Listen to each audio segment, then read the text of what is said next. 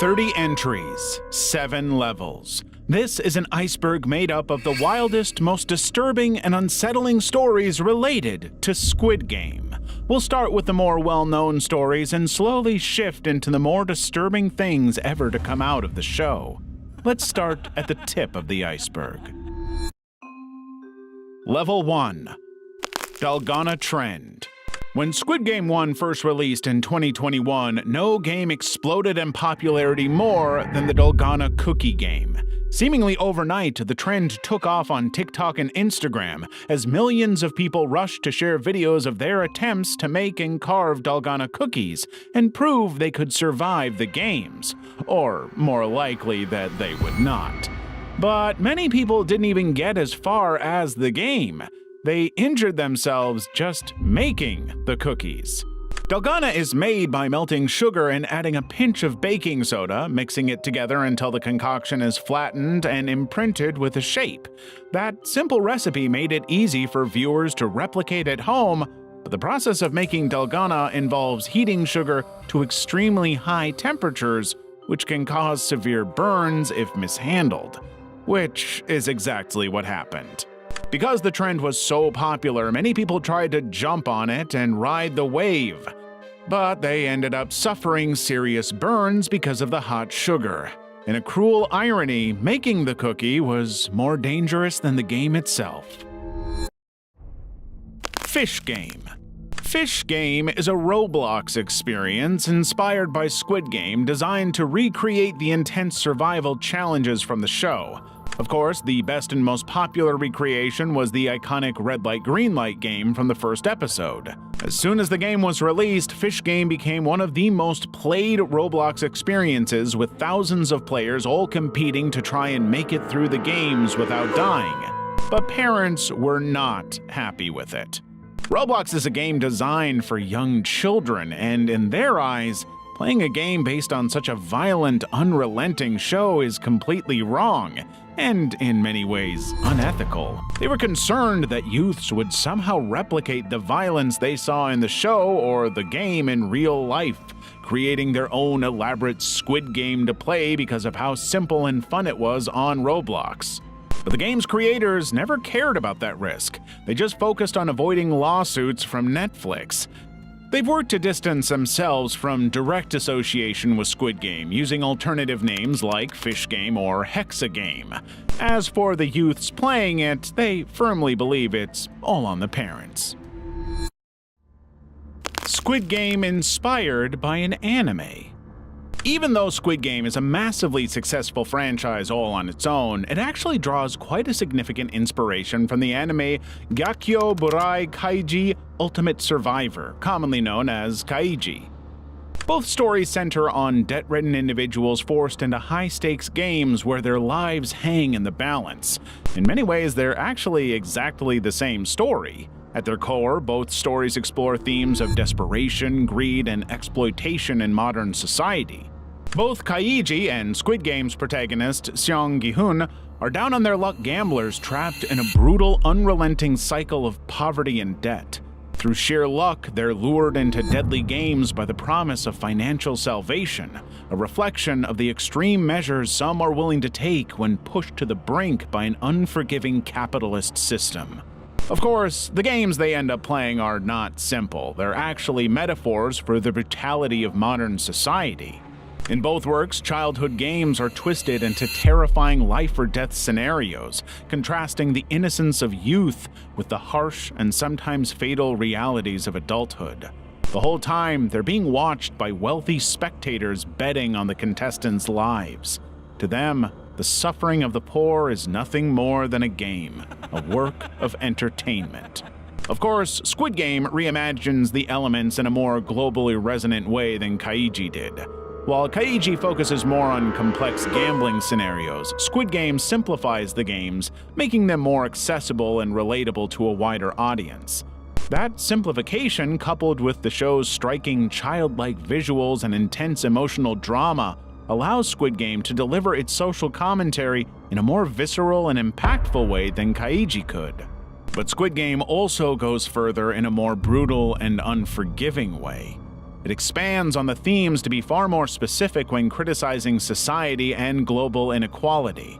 The show's exploration of issues like the exploitation of migrant workers and the impact of crippling medical debt is exactly why it resonated with people worldwide. Everybody is going through this. Kaiji laid the groundwork, but Squid Game adapted those themes for a modern global audience, and the result was deeply disturbing. Squid Game symbols meaning. Throughout the series, we see that the Squid Game is maintained and controlled by the pink soldiers who have some kind of hierarchy within their ranks, defined by the symbols on their masks. All of this reflects a class structure, the type deeply embedded in Korean and global society. At the bottom of the hierarchy are workers with circle masks. These workers perform basic tasks such as cleaning up after games, setting up events, serving food, and disposing of bodies. They have the least authority and are only allowed to speak when addressed by higher-ranking staff. Essentially, they are the typical low-class human being trying to survive and do their job. They're expendable. The middle tier consists of workers wearing triangle masks. These workers act as armed soldiers, enforcing rules and maintaining order of the games. They're the ones responsible for eliminating contestants who lose games and handling crowd control. While they have authority over circle workers and contestants, they still answer to higher-ranking staff. They're the lower middle class getting by with their jobs. At the top of the worker hierarchy are those wearing square masks. These managers oversee both triangle and circle workers and have direct communication with the frontman. They have access to the surveillance room and are responsible for announcing prize money to contestants. They're upper middle class, enjoying the status but continuing to work. But of course, the hierarchy extends beyond the workers, with the frontman wearing a unique geometric mask and overseeing the entire operation. VIPs who observe the games wear elaborate gold animal-shaped masks. With their unique, elegantly crafted masks, they reflect the upper class who have the luxury of not working. This whole hierarchical system not only organizes the workers, it also reflects the core themes of the show. It's a corrupt, unfair system which rewards those at the top who contribute nothing to the system as a whole. Not only does it reflect the way the world works, it makes it feel completely inevitable and hopeless. Level 2. The frontman sabotaged their team. In the 5th episode of Squid Game 2, the frontman, disguised as player 001, joins Gi-hun and the team for the six-legged pentathlon. But if you go back and watch the scene closely, you can see that when it comes to his turn to play the game, the frontman is actively sabotaging his own team. Back in Season 1, it was pretty clearly established throughout that the frontman is left-handed, most notably in the scene where he shoots his brother Junho. But when it finally comes time for him to complete the spinning top portion of the six-legged pentathlon, he deliberately uses his right non-dominant hand and fails repeatedly. Every single time the frontman struggles with the spinning top challenge, but when he throws with his left hand, he gets it on the first try. Yet, he makes multiple failed attempts throwing the top in various directions and forcing the team to waste precious time retrieving it. This strategy eats up most of the remaining time allotted for the challenge, and nobody seems to notice.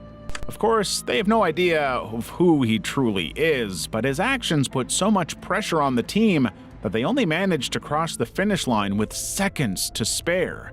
We don't really know exactly why he does this. We know that in all likelihood, if they lost, the frontman would not be killed, so he has no fear of the games. But it doesn't make sense for the frontman to be trying to kill his team. His whole motive to be in the games is to psychologically break Gi-hun and show him that humanity is doomed. So if the team dies, the frontman doesn't get the satisfaction of proving he was right. We don't know why the frontman sabotages the team, but it's pretty undeniable that he wants them to sweat as death comes dangerously close. Ali's fingers. Back in Squid Game 1, beloved character Ali Abdul is missing a few fingers from a workplace accident, but this is a lot more than just a unique character trait. Ali's missing fingers are actually a pretty powerful symbol of not only his backstory, but the harsh realities of exploitation and inequality faced by migrant workers all over South Korea. Ali is a Pakistani immigrant, a kind-hearted and noble man who finds himself participating in the deadly games due to financial desperation. It's established that Ali lost his fingers due to a factory accident, highlighting the dangerous working conditions and lack of safety measures that foreign laborers face. Many of these workers are not given the kind of treatment or respect that natives get, just like Ali. But these missing fingers also reflect his vulnerability and goodness. In a society and a game that values physical strength and dexterity, Ali's injury marks him as an outsider and potentially less capable despite his really impressive strength and determination. Throughout the series, that trusting nature is exploited by others, including Sang-woo, who ultimately betrays him in the devastating marble game. Ali's fingers are a symbol of racism and discrimination in South Korea and all over the world toward immigrant workers, who are lured in and taken advantage of by the very people they trust, only to lose their humanity. Squid Game doll in real life. Of all the games and characters in Squid Game, the 10-foot-tall animatronic figure named Young-hee is by far the most iconic and recognizable. But in the Philippines, she's no longer restricted to marketing or the show itself.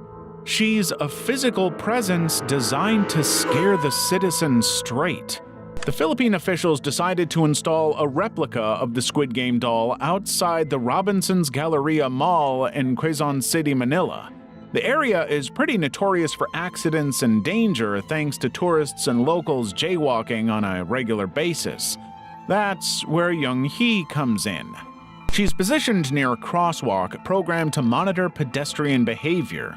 Whenever the traffic light is red, the doll's eyes light up and her head turns to face any jaywalkers. Those who have seen the show know not to take the risk. The consequences could be serious. But those who haven't, well, it doesn't really end all that well for them. But instead of being killed, they get arrested or fined. The figure has become so popular that visitors come from all over just to recreate the red light, green light game, take some selfies with the doll, and see if they can survive crossing the road. One player is a VIP. The concept of Squid Game sees a lot of financially strapped people playing the game to pay off their debts, but not all of the players are equal. In both Season 1 and Season 2, we've seen people at the highest internal echelons of the game taking part for their own personal motives. And now, one theory suggests that a player within Season 2 is not a player at all, but a VIP. Player 100, Im Jong-dae, is without a doubt one of the most hated characters from Season 2. His arrogance, obsession with money, and his short temper have made him extremely easy to hate, but all of these traits were also seen in Season 1 with the VIPs. In fact, throughout the competition, Im Jong-dae has consistently pushed for the games to continue even though he knows and has seen the dangers that are lurking around the corner. That's a mindset that the VIPs also hold. The games have to go on, or there's no fun to be had. But some people believe that his willingness to play on and his reckless confidence might suggest that he has some inside knowledge of the games, or even some form of protection from those in charge, not unlike the frontman. Obviously, many people will discount the theory instantly due to the fact that the VIPs were clearly American, and Player 100 is not. But just look at his debt. Player 100 owes 10 billion won. That's about $7 million, an amount way more than the debts of any other contestant. That massive amount of money suggests a lifestyle and financial quality of life more in line with the wealthy VIPs than an ordinary participant. The theory suggests that he could have lost a substantial amount of money betting on the previous games, forcing him to enter the competition to recover his losses. After all, we know that the VIPs simply enjoy seeing humans suffer, so it wouldn't be too much of a stretch to assume that they would feel the same about their fellow VIPs. However, they agree with me that the best way to minimize our own suffering is to hit that subscribe button. Thanks. Foreshadowing on the walls. Squid Game's visuals are by far one of the most popular and celebrated aspects of the entire show, but there's a hidden detail that many people missed the first time around. Hidden in the background of the show, the deadly games are foreshadowed. At first, the drawings on the wall of the dormitory are impossible to make out due to the crowded bunk beds, but as players are eliminated and beds are removed, the murals become more visible. In Season 1, we see the stick figure cartoons depicting all 6 games the contestants will face: Red Light, Green Light, Dalgona, Tug of War, Marbles, the Glass Stepping Stones, and the Squid Game. They were there from the very beginning. We just didn't notice until the end of the show. But Season 2 continues this trend. We've already seen the first 3 games: Red Light, Green Light, the Six-Legged Pentathlon, and Mingle. The drawings suggest some more to come. 2 have been identified, one depicting players hanging from the ceiling suggesting a monkey bars challenge, and another with a checkered pattern.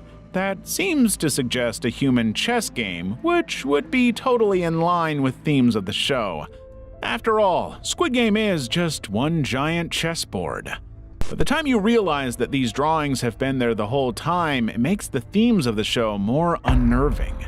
The fates of these people have been predetermined from the start. They, and we, just didn't know it. Level 3. Gi-hun as the new frontman. With just one more season before the Squid Game story comes to an end, the internet is trying to predict where the story will lead. But the most popular theory of all is also the darkest. Seong Gi-hun, the show's protagonist, will become the new frontman by the end of Season 3.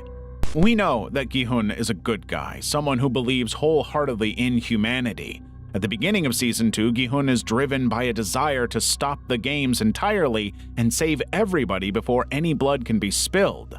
But when he fails, and when all of his other attempts fail, Gi-hun resorts to increasingly morally ambiguous decisions. He makes a conscious choice to stage a violent uprising, willingly sacrificing some lives to potentially save many others. It's what the frontman wants. Throughout the season, he's been trying to convince Gi-hun that humanity is doomed, inherently selfish and cynical, and that the games serve a purpose in the world. And Hwang Dong-hyuk has often compared the frontman to Darth Vader, a comment that seems to suggest there will be some twist in Season 3 with the frontman redeeming himself somehow. But for now, it's pretty obvious that frontman wants to break Gi-hun's spirit, and if he does, Gi-hun may well take his place as the next frontman. The recruiter's face manipulation. The first episode of Squid Game 2 introduced the recruiter played by Gong Yoo, but one scene at the end of the episode shows just how incredibly powerful his performance is, showing off his duality with just one shot and 2 expressions at once. The lighting coupled with Gong Yoon's expression shows off both confidence and fear playing out simultaneously across his face. One half shows the confidence of a man who has climbed the ranks of the Squid Game organization, while the other half betrays the fear of a person confronting their own mortality. This is actually his entire performance in just one single expression. Throughout Episode 1, the recruiter never once wavers in his confidence. He's extremely assured in outmaneuvering the loan sharks, forcing them to play a twisted version of rock, paper, scissors with sheer glee. And when he comes to play Russian roulette with Gi-hun, he never for a second doubts his choices, even when he's about to die. But under it all, he's driven by something strange. His obsessive behavior, buying bread and lottery tickets to torment homeless people in the park, and aggressive resentment of the poor suggests some kind of fear within him. He's so scared of losing control that he only does it in front of the people with absolutely no power or status. That's even more clear when he reveals that he killed his own father during the games, proving that he takes out his rage only on those who mean nothing to him, and is probably terrified of doing anything else. Alternate ending. The ending of Squid Game 1 proved to be more controversial than anybody could have expected. Gi-hun's decision not to get on the plane led to huge amounts of online discourse about his character, moral compass, and parenting. But what would have happened if he did get on the plane? In this alternate ending, Gi-hun would have boarded the plane to Los Angeles, choosing to reunite with his daughter and start a whole new life. There's no denying that it would have been a more definitive and optimistic conclusion to Gi-hun's story, offering him a chance at a fresh start away from the trauma of the games. But would it really? Gi-hun would have been willing to rebuild a relationship with his family, specifically his daughter, after repeatedly letting her down. And it would have been him agreeing to the frontman's suggestion that boarding the plane was for his own good, potentially allowing him to escape their influence. But he still would have been tracked by the frontman, and he still would have been traumatized by the whole experience. Ultimately, none of it would have aligned with the show's themes, and it would be a total betrayal of Gi-hun's character development. Throughout the series, Gi-hun is portrayed as someone with strong principles and a sense of justice. He believes in humanity to the point that he wants to save them. By choosing to leave on the plane, he would have turned his back on the ongoing exploitation of desperate individuals by the game organizers. He'd be as complicit in their suffering as anyone else. 14 players that did not return. In Episode 2 of Squid Game 1, a group of the players returned to the games after voting to leave following the initial round of red light, green light. But 14 players chose not to come back at all. That's when the frontman orders a manager to keep an eye on them. And while the show doesn't actually reveal what happens to these people, it strongly implies that their fate is not as simple as returning to their normal lives, because in reality, they never really leave the game at all. In the first episode of Season 2, Gi-hun realizes that the frontman is still tracking him, using a GPS tracker implanted in his skull. Of course, we know that this is not limited to Gi-hun. In Season 1, we see that when players are initially recruited, they're sedated and transported to the game location in secret, where their necks are scanned with the GPS already implanted. Which means that the organization behind the games cannot simply allow former participants to walk away without ensuring their silence. Those 14 players will be tracked just like Gi-hun, who was a winner. It's entirely possible that they were coerced into silence through threats or blackmail. Some might have been eliminated to ensure they couldn't reveal the game's existence. They could be under constant surveillance with a threat of harm to themselves or their loved ones if they speak out. Or they may well have rejoined the games later and died. The whole point of the episode is to illustrate another key disturbing theme of the show: the illusion of choice. While the players are given the option to leave, the consequences of that choice remain unclear. In fact, they may be worse than choosing to stay. Controversial marketing. Netflix marketing of Squid Game 2 was extensive and international. Young-hee turned up in basically every major city, but nobody took offense to it quite as much as Sydney, Australia. The doll had been erected at one of Sydney's most scenic and family-friendly locations, which turned out to be the most controversial thing they could have done. But while most people loved the terrifying sight of Young-hee out in the wild, families bringing their youths to this family-friendly location were horrified that Netflix would choose to promote such a violent, adult-themed show in a place like this. They claimed that the cute character and the colors would only make it more interesting to youths, who would then see the show and be overwhelmed and traumatized with the content. The fact that Squid Game is based on children's games and uses childlike imagery made the promotion particularly difficult for some parents who were trying to shield their children from watching the in-game massacres. But it wasn't only parents who objected. One survey revealed that a high percentage of marketing industry professionals found the stunt totally inappropriate. They said that the doll should have been somewhere less family-oriented to ensure that nobody could have taken offense. Level 4. Boat Captain's True Intentions.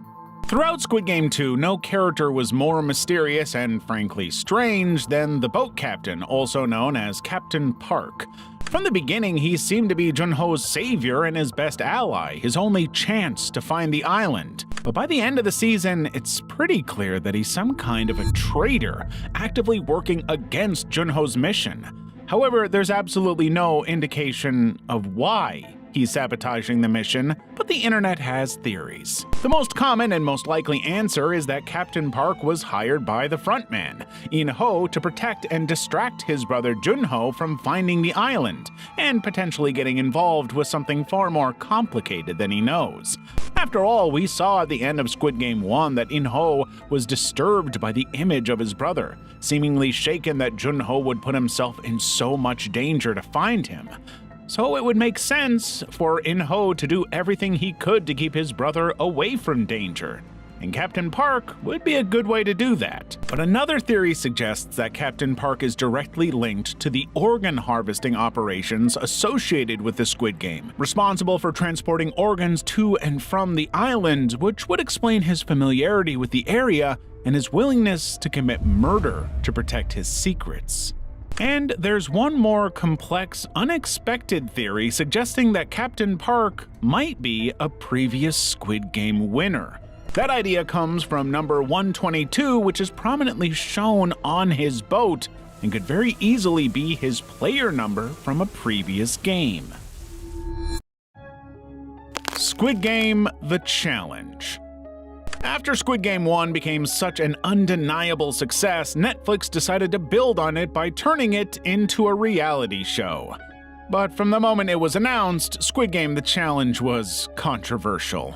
For one thing, the reality show format totally contradicts the themes and message of the original show. Squid Game was designed to be a violent, aggressive commentary and criticism of capitalism and equality in the modern world.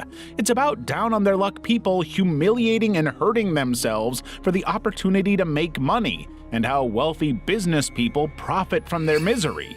Squid Game: The Challenge proves all of that without any social commentary whatsoever. But the concept turned out to be the least worrying part. The production was plagued by accusations of unsafe and inhumane conditions on set, suggesting that the actual game of survival was making the show, not playing the games. According to contestants, the shooting of the red light green light game was particularly unbearable. They reported grueling conditions, with filming lasting up to 7 to 8 hours in freezing temperatures. Some players claim to have suffered injuries, including hypothermia and nerve damage. But Netflix and the show's producers denied all allegations, insisting that appropriate safety measures were in place and that claims of serious injury are totally untrue. Any injuries or complaints were edited out of the show entirely, making it seem like a straightforward production for a typical reality show. And just to hammer home the irony even more, some contestants have also accused the production of favoring certain players, particularly those with strong online presences, hoping to take advantage of their fan base to gain more attention to the show. So, the show based on a scripted series about inequality and exploitation of desperate people became a reality show that pretty much represents the same stuff, with no irony. Of course, none of this made any difference. Even though the show was full of controversy, it got enough views to convince Netflix to make a second season, proving that the VIPs always win. The psychology of Squid Game. While most people think of Squid Game as a physical challenge, it's actually way more of a psychological one. While some of the games are more strength or luck-oriented, the winner of the Squid Game will be the person who can outsmart and manipulate everyone else to get ahead, just like an unfair capitalist society. But the games illustrate two key psychological principles above all others: the Yerkes-Dodson law and de-individuation.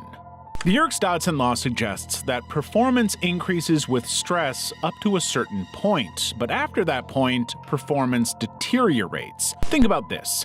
At first, in games like Red Light Green Light or the Six-Legged Pentathlon in Season 2, some participants perform well under the pressure of the games, showing off improved focus and decision-making in the heat of the moment.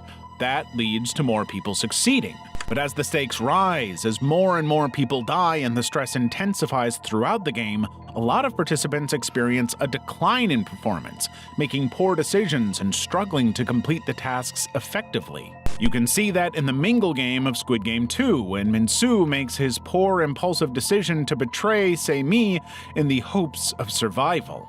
That's the psychological stress of the game pushing contestants beyond their optimal stress levels, resulting in breakdowns, impulsive actions, and compromised decision-making.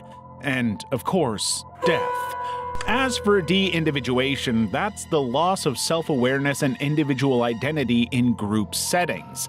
And that is quite literally the entire games. The guards and VIPs all wear identical outfits and masks, creating a unique and unnerving anonymity that reinforces the group and reduces the individual. If their faces are seen, they have to die. They're not humans, they're simply masks. The participants aren't that different. While they're all out for themselves initially, the games force them to gradually lose their sense of individual identity, focusing more on the collective goal of survival. They team up, only to be forced to kill their own groups. As the games progress, the contestants become less aware of their own ethical and moral integrity and start engaging in behaviors they would typically avoid, like killing one another under cover of darkness. All of this anonymity, pressure, and high stakes creates an environment that is all about destroying the individual and forcing them to comply in ways that are completely contradictory to their moral standards. And that is why winning the Squid Game is largely a psychological battle. Transgender representation. When news broke that Squid Game 2 would have a transgender character, the internet was mostly outraged, but for very contrasting reasons. While some critics thought that the show would be pushing a political agenda of some kind, others were upset that the show hadn't cast an actual transgender actress for the role, abandoning true transgender representation. But actually, the reason Park Sung-hoon was cast was not only based on his performance, but practicality. Hwang Dong-hyuk said that casting a transgender actress in South Korea was near impossible due to the highly conservative attitudes and lack of openly trans actors in the country. After all, the LGBTQ+ community is largely marginalized in hyper-conservative Korea. But when the show eventually aired, pretty much all criticisms on either side went away. The general reaction to Hyunju and Park Sung-hoon's performance was insanely positive. His portrayal of the role was praised for being sensitive and deep, making her the fan-favorite character of the entire season. Those who were concerned that Hyunju would be pushing a preachy political agenda were shocked to discover that she was actually a full-rounded human being whose transgender identity was just a part of her and not her entire personality. And those who thought she would be a poor representation of a trans character were also pleasantly shocked to discover that she wasn't a caricature but a multi-dimensional, real human being. Hwang Dong-hyuk's risky decision ended up turning a controversial character into a fan favorite who may well have made a real game-changing impact in the Korean industry. Level 5. Song Young-chan, Player 100, Season 2. Player 100 is the most hated character of Squid Game 2 without question, an irredeemable bully who is determined to take the money and kill anyone who crosses his path. But the release of Squid Game 2 revealed that the actor behind Player 100, Song Young-chang, is just as problematic a person. In fact, maybe more so. In September 2000, Young-chang, who was 42 at the time, was arrested for paying a 16-year-old girl $150 for contact on 2 separate occasions. The fallout created a scandal so big that he was the very first celebrity in South Korea to be convicted of underage. Young-chang was immediately sentenced to 10 months in prison and 2 years of probation for violating the Juvenile Protection Act. But his sentence was completely suspended after just 36 days in custody, meaning he served basically no time at all. The official reasoning from the authorities was that his lack of prior offenses and seeming remorse for the incident meant that he was unlikely to commit the act again. But the retaliation to his career was fast. Horrified by his act, all of the major Korean TV networks collectively agreed that Young Chang could never again appear on their screens, basically killing his career dead in Korea. With nothing to do, Young Chang moved to Canada, claiming he intended to study English. But eventually, he came back. And while the TV networks refused to let a child appear on their screens, streaming services like Netflix seemingly had no problem welcoming him back with supporting roles in several major K-dramas, including Squid Game 2. But now, more people are aware of his crimes than ever, and he becomes another in a long series of Squid Game cast members to have a very scandalous and problematic past. However, in his case, it works for his character, as just about everybody hopes Player 100 dies in Season 3. New York bans Squid Game costumes. In late October 2021, shortly after the release of Squid Game 1, Halloween parties all over the world were full of pink soldiers. It became such a widespread trend that several elementary schools in New York and Florida had to take action to ban them, claiming that the show's violent content posed a risk to young students. That's not the first time that claim has been made, but New York authorities claimed that the situation was much more concerning than anybody knew. They reported seeing students reenacting violent scenes from the show during recess, some of them even using fake guns to complete the outfit and better reflect the show. But given America's uncomfortable history with schools and firearms, the authorities knew that something had to be done. They sent out emails to parents insisting that costumes from the show would be inappropriate due to the potential violent messages associated with them. They also urged all families to discuss the issue with their youths and reinforce the message that games involving violent behavior are not suitable for school activities. But while some parents were totally on board with the bans, many found it to be an overbearing overreach of school authority, arguing that the show was unlikely to cause a mass tragedy. Lee Jung-jae controversy. At the start of Squid Game, Lee Jung-jae is not immune to public attention and scrutiny. And as with the other members of the cast, the show has once again brought light to his own history of controversy and scandals that keep lingering even now. In 1999, Jung-jae was detained by Gangnam police for driving under the influence, resulting in a serious collision with another vehicle.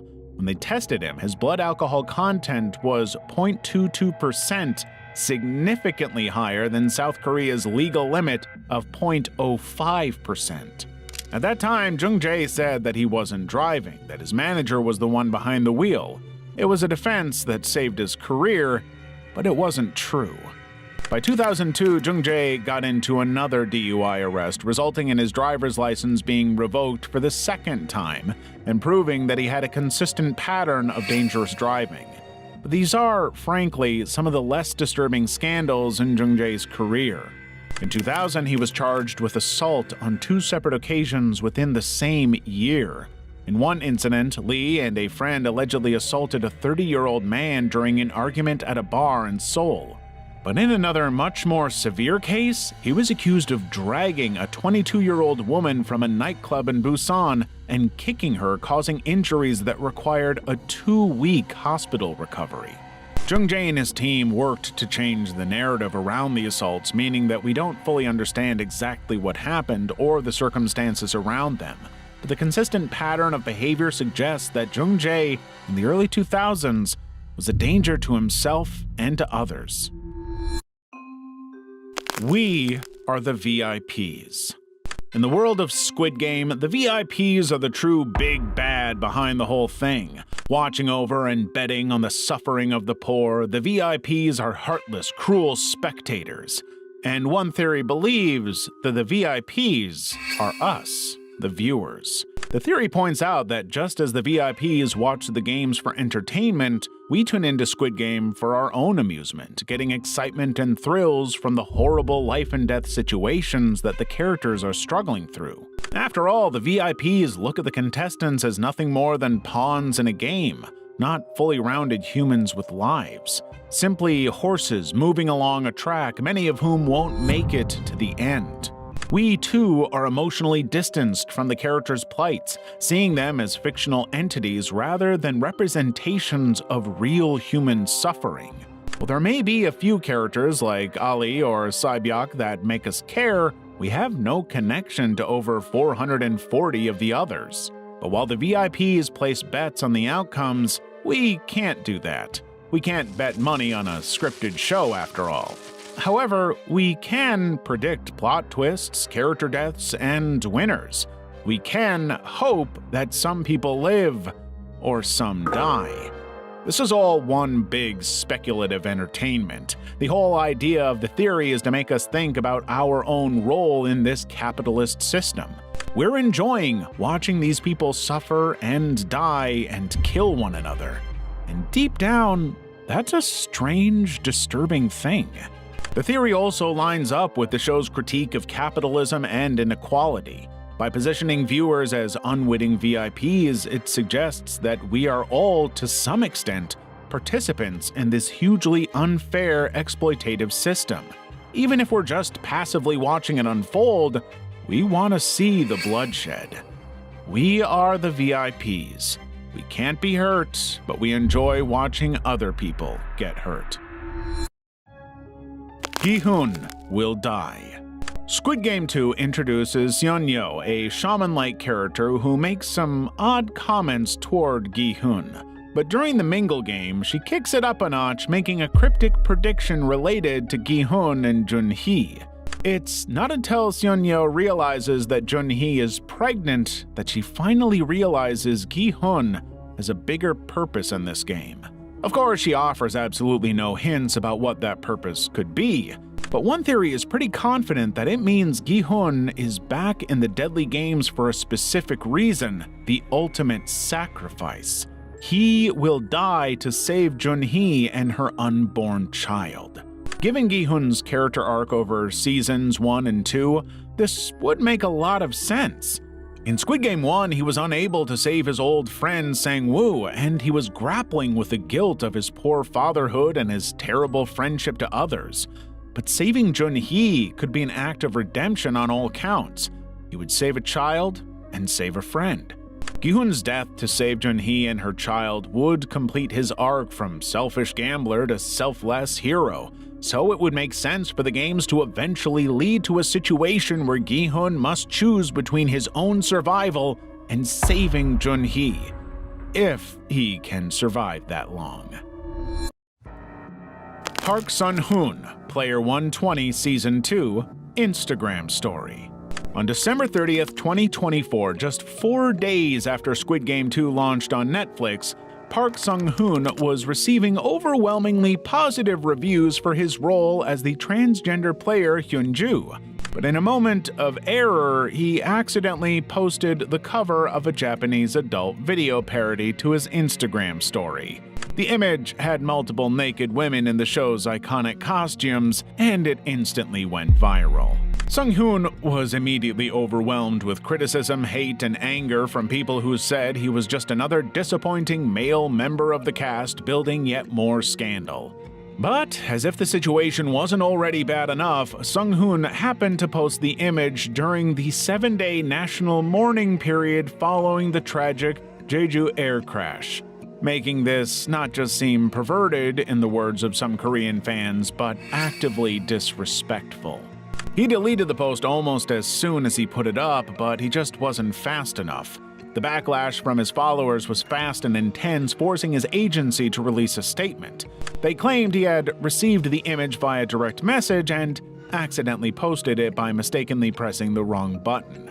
But many on social media did not believe it, and they were outraged that he would post such offensive content so publicly. The backlash didn't go away, with even Hwang Dong-hyuk admitting that he was disappointed that Sun-hoon would ruin the reputation of the show and all their work by sharing the cover. Eventually, on January 8, 2025, Sung-hyun had no choice but to hold a press conference, emotionally apologizing for his actions. He told the press that he had been rushing to an appointment when he received the image. He was apparently so upset about it that he tried to send it via direct message to discuss its problematic nature with a team member, but it seems that the press conference did not resolve the issue. As with many other members of the cast, Sung-hoon's scandal immediately affected his career. By January 11th, he had been forced to drop out of an upcoming K-drama, leaving his career in an uncertain position. Level 6. They used a real phone number. In the first episode of Squid Game 1, Seong Gi-hoon receives a business card with an 8-digit number, which he's expected to call in order to join the deadly game. But what most viewers didn't know is that when a South Korean prefix was added, it became a real active phone number, and it was not owned by Netflix or anybody involved in production. Kim Gil-young, a woman from Seongju, had used the number for well over a decade. But in 2021, as the show became the most watched series in 90 countries, people from all over the world started calling, suspecting that the number was part of the marketing of the show. Every day, she would receive thousands of calls and text messages, making it impossible for her to go about her normal life. Her phone battery was draining within hours due to the never-ending calls, which made it extremely difficult for her to run her business. To make matters worse, Gil-young had never seen the show, leaving her confused why suddenly people all over the world were calling, giving their name and date of birth, and asking to join the game. Eventually, her friends figured it out and informed her of what was going on, but Gil-young couldn't even change her phone number because it was tied to her business. Netflix had all but ruined her life, and all over one story beat. When she contacted Netflix, they quickly handled the matter, editing out the real number and replacing it with an unusable, inactive set of digits. And just to be absolutely sure, they also issued statements urging fans to stop making prank calls and sending messages to Gil-young. When Squid Game 2 was in production, Netflix learned their lesson. They took special precautions to avoid making the same mistake twice. Choi Seung-hyun, TOP comeback. When Squid Game 2 was announced, no casting was more controversial than Thanos, player 230, played by TOP, a former member of the mega-hit K-pop group Big Bang. While it's usually celebrated for K-pop idols to be cast in dramas, TOP's casting was a real problem in South Korea.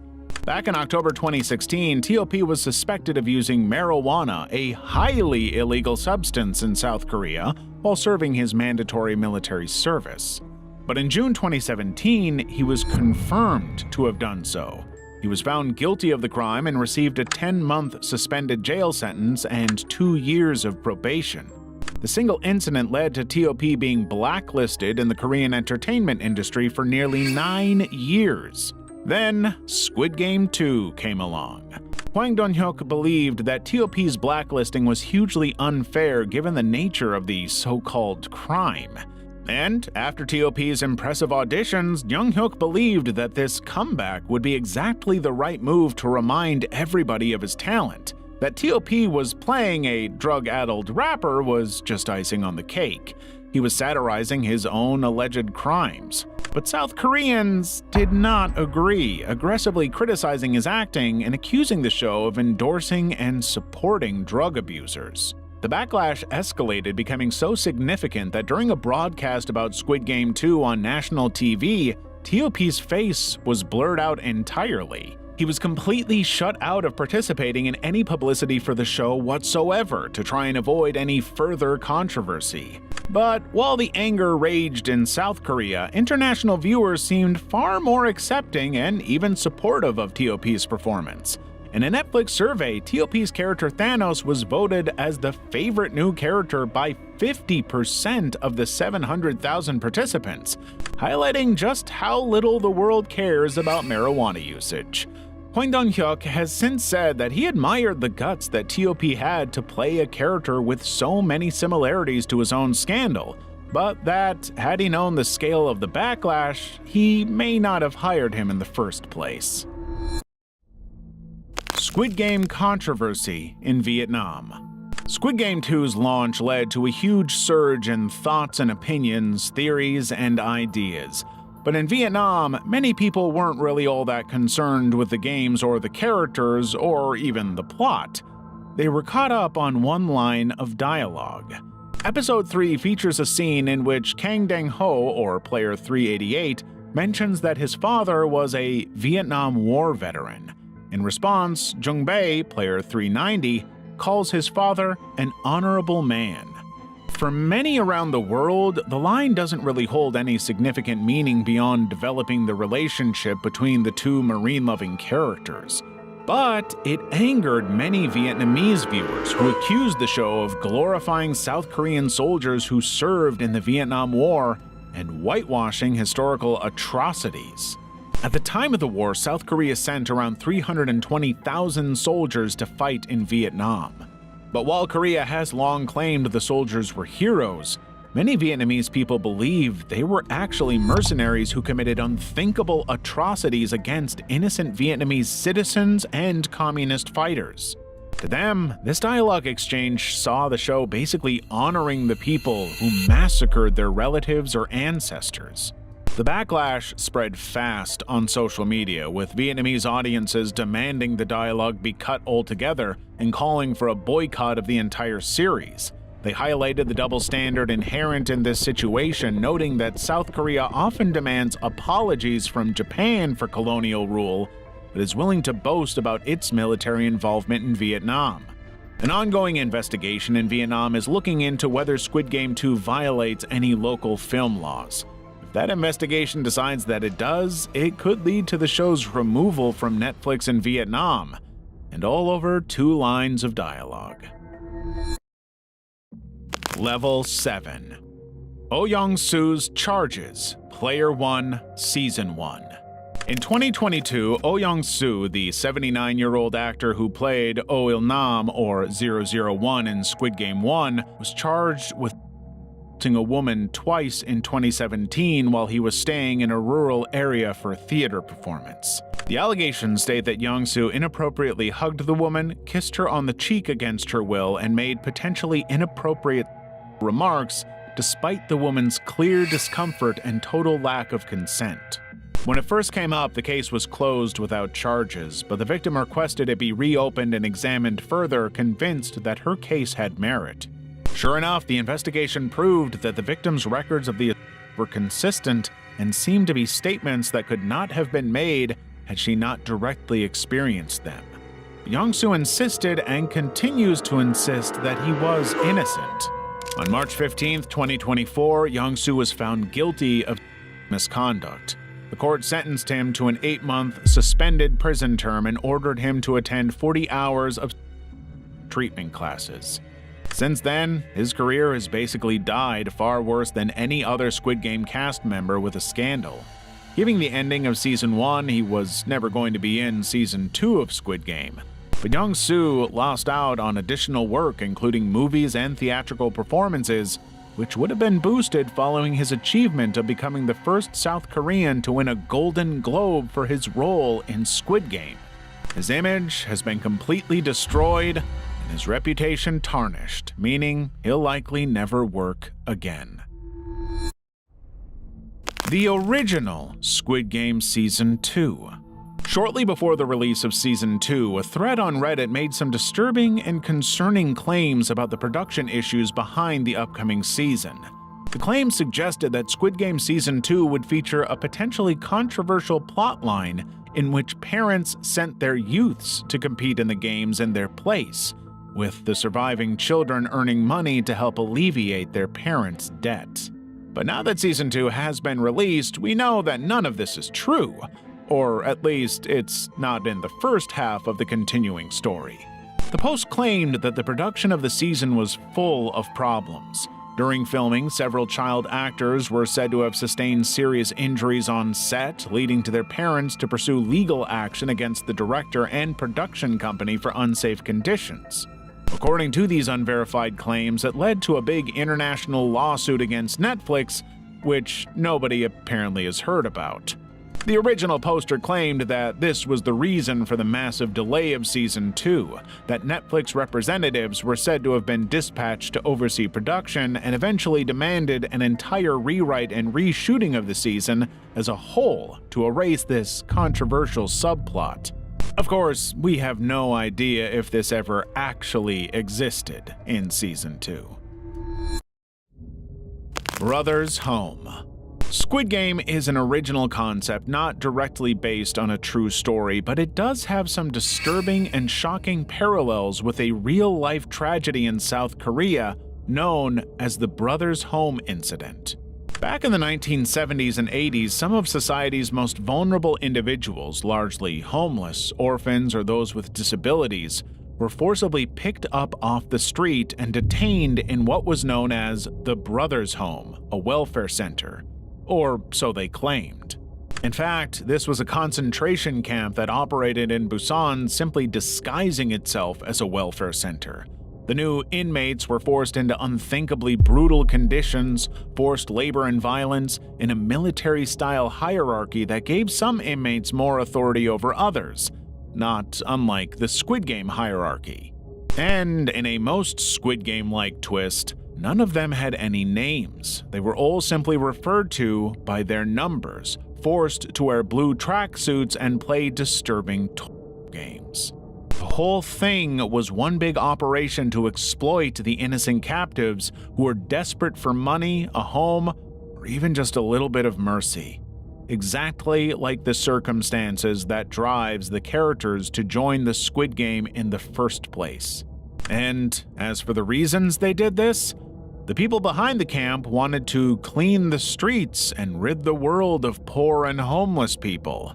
Very much in line with the themes of the show. Hwang Dong-hyuk has never explicitly said that Squid Game was inspired by the Brothers Home, but he has said that the show is based as a reaction to inequality and the capitalist structure of our society, which is exactly the reason the Brothers Home was founded in the first place.